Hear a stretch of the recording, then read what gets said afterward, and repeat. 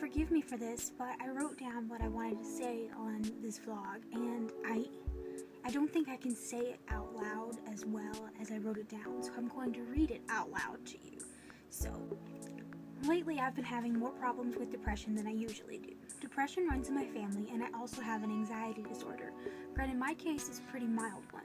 After a short time of therapy, I learned some coping mechanisms, and I learned to recognize coping when I do it. These strategies help me combat what I call stress sickness. I get a severe pain in my upper stomach and my upper back, and I usually throw up. There was a time when I spent at least 2 weeks in constant pain, and the only thing I could ingest were Cheez-Its and apple juice. Now, the reason that I say my case is mild is because I haven't had any legitimate stress pains in at least a year. I don't usually have anxiety attacks, and I'm not suicidal. And I know that this wave will pass because they always pass for me. But not everyone is as lucky as I am. And if you're watching this and you're thinking about hurting yourself, please think about getting some help. I'm going to leave a hotline in the description.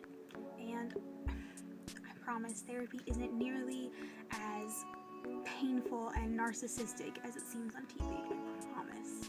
I might not always be able to help, but I will always listen if you need it. Always.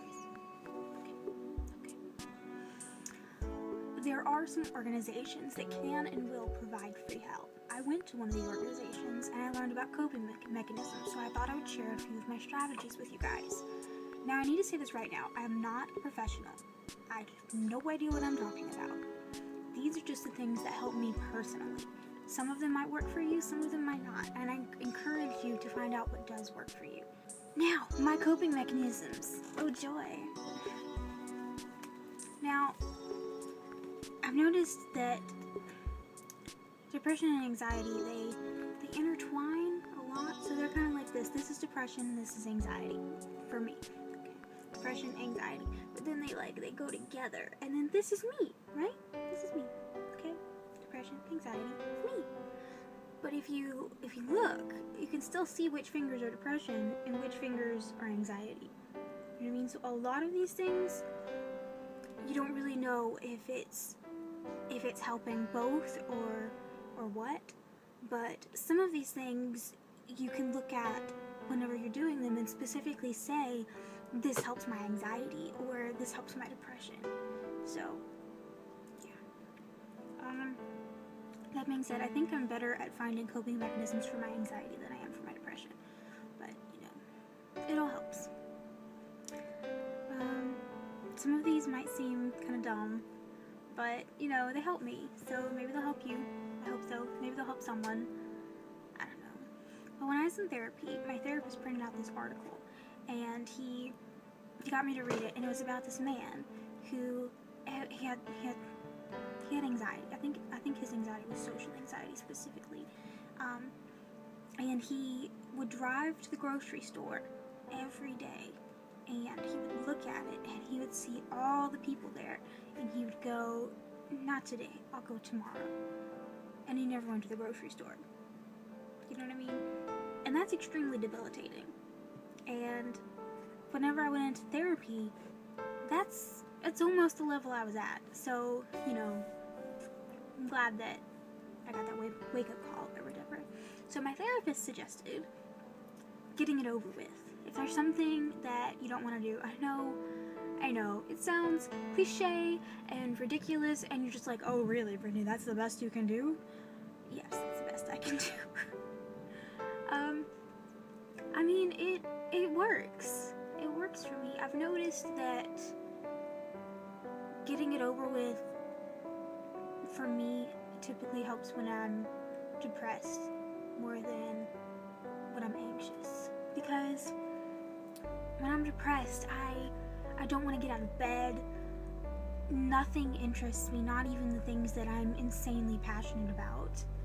And I'm really, really irritable. Like, I snap at people for no reason whatsoever.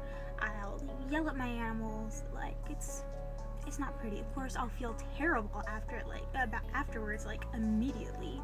But that's a thing. These are symptoms.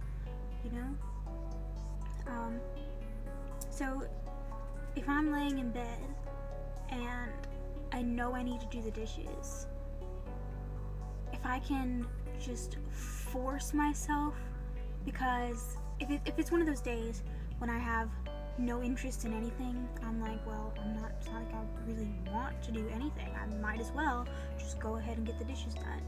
And that will spark something for me. It won't make me not depressed that day. No, not at all. But it will help me be productive that day.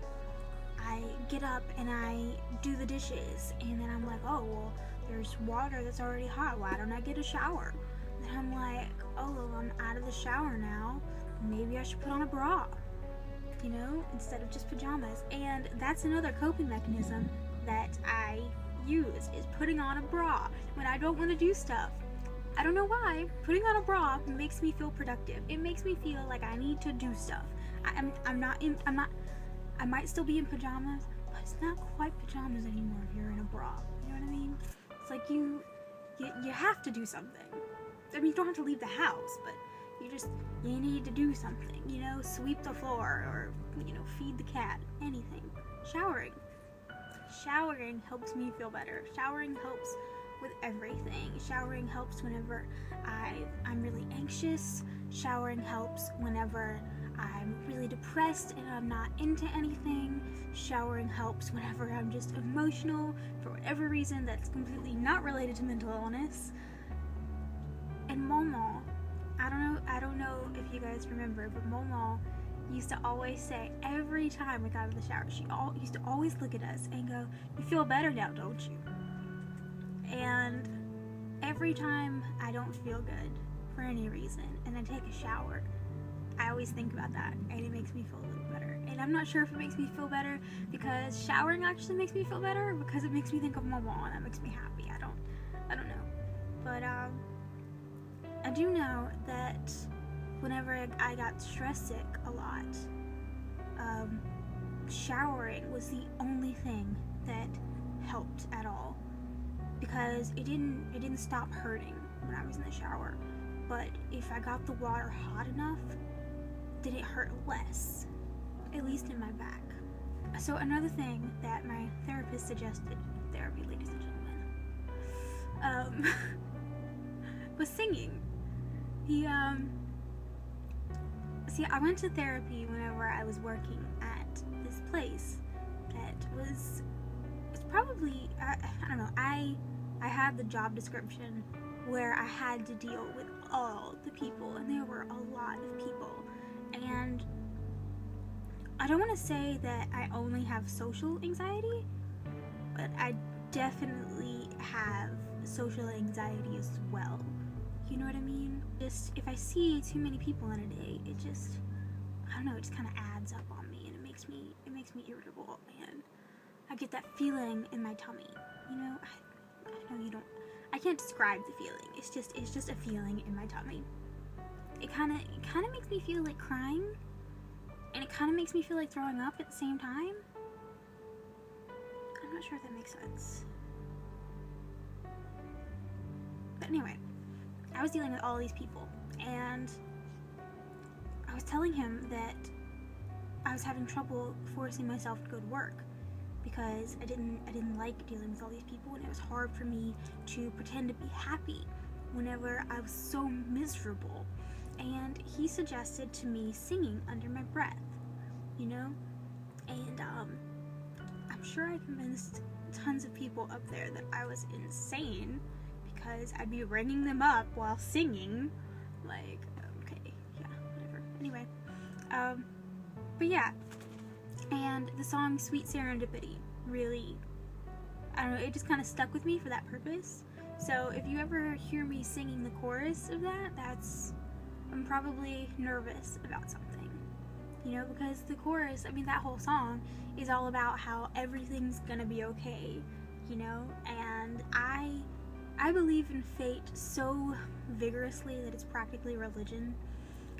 And, I like to think that everything is going to be okay. It's all going to work out one way or another. And if it works out to where something bad has happened, then that was something that was supposed to happen, you know, and there's nothing I can do about that. And I think thinking that if something bad happens, it was fate and there was nothing I could do about it, it was nobody's fault. I think having that mentality really helps me. I think I compartmentalize a little too much, but it's working for me so far. So, lists are my coping mechanism. Lists were my first coping mechanisms. Lists, that was my coping mechanism before therapy started, that I didn't realize was a coping mechanism until like last month. I love lists. I love to write down everything I need to do, everything I need to buy, everything that I need to look up. I love it. And then I can mark it off. And it's like a mini accomplishment, you know what I mean? And you get just the slightest little rush of adrenaline every time you mark something off of your list. It just feels so good because you know that you were being productive that day. You know that you did something. It might have been something dumb, you know? It might have been something like look up the ingredients of mayonnaise. But you know what? You did it. I need to do that, by the way. I'm curious. I don't know. I really like lists. They make me feel in control of my life, especially in ways that I'm not in control. Like one of the emergency trips back home, whenever somebody's in the hospital, you know, I had the packing list memorized, but I always felt better when I wrote it down and crossed everything out as I threw it in my bag. And that calmed me down for the ride. You know, it calmed me down. When I got there, I could help. I wasn't a nervous wreck, you know? Which brings us back to compartmentalizing. This one's gonna be really dumb. You guys are probably gonna look at me and be like, what? You were so weird, stop giving advice. But my Tumblr URL is a coping mechanism for me. If you'll notice, at the end of every video and at the end of every personal post, I add regret nothing dearest. Hang on, I wrote down a thing. Let me read you the thing that I wrote. So regret nothing dearest has kind of become my mantra. I started that blog because I wanted a place of freedom to completely be myself. But I didn't want to put more hate in the world. I've spent a lot of my life angry at something or other, and I wanted to use my time to remind people of the good in life, the good in people, and to never give up. I don't know if I've ever actually inspired or helped anyone, probably not. But if nothing else, I've helped myself. Because when I fret and worry over a decision I made or something in the past or what to do about something, I always stop and take a breath and say, regret nothing, dearest. And that helps. It reminds me that the past is in the past and I can't change it now. It reminds me that the future will work out the way it's supposed to, because fate. It reminds me to enjoy the present while I have it. No regrets. I think it's so funny because I started a blog hoping to inspire people, and instead I just inspire myself. But, you know, that's technically succeeding. I inspired someone.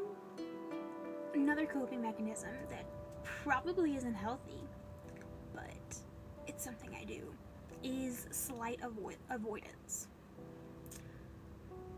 The fact of the matter is, I have an anxiety disorder.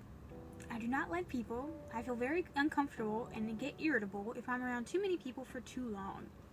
So sometimes I avoid the people. For instance, I prefer to take out the garbage at night so nobody sees my ratty sweatpants. I prefer to do my grocery shopping at night. I don't always do that, but I prefer to do my grocery shopping at night because there's not quite as many people. The thing is, I have to be careful with this. I have to make sure to only avoid when it's necessary, whenever I need a break from the people. Because if not, I'll end up as the man who never went to the grocery store. I don't want to be that man. It's not the kind of man I want to be. I want to be a gentleman. There's a reason that I always like to wear boots and stilettos, alright? They make me feel powerful. they make me feel like I could conquer the world without breaking a sweat. And, you know, that confidence, it helps me. It helps me get through the day, especially on days whenever I have to see a lot of people. I'm a slightly awkward individual. It doesn't really seem like it right now, but that's because I'm talking to myself on my phone, alone in my house. Yeah.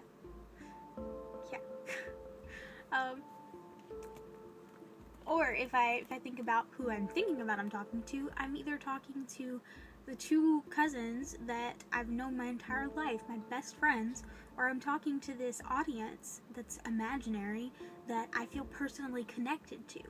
That, I mean, I feel comfortable. You know what I mean? But in big groups of people, I'm not comfortable. I'm really, really uncomfortable.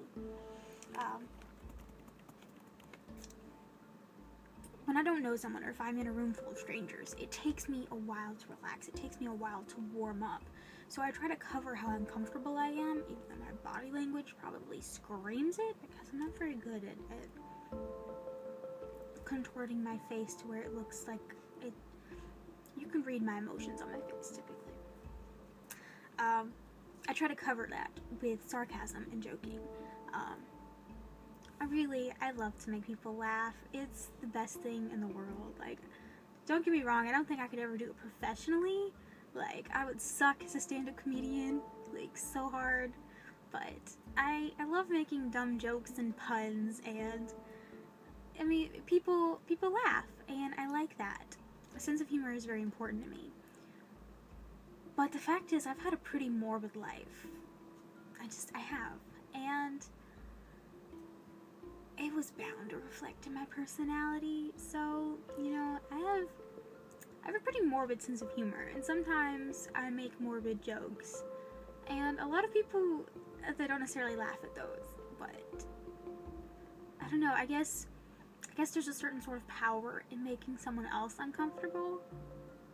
I mean, not like horribly so, not to the point where it's mean, but if you make somebody else feel just a little bit less comfortable, then maybe the playing field's a little more even. Those are my coping mechanisms. Maybe some of them will work for you, maybe some won't. Try and find out what works for you. What does work for you guys?